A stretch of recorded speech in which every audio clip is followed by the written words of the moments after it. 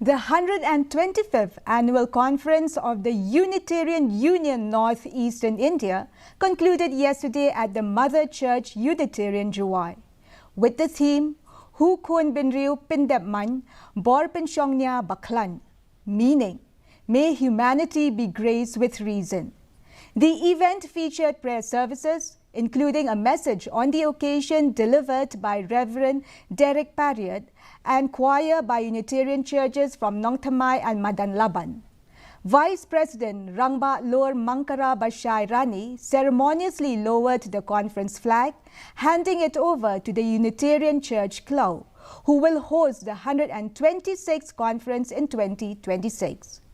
Over 3 days, members from across Meghalaya and a delegation from Chennai engaged in workshops and meetings, including discussions with V. Rengapashyam, National President of the IARF.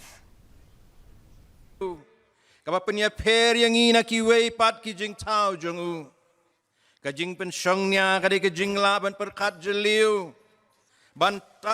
Bantai bantau. Bat shimya kirai, dagwa pensyong nongrim, haki jing tip badai, bat bashisha, amda ka jing sngo. In the words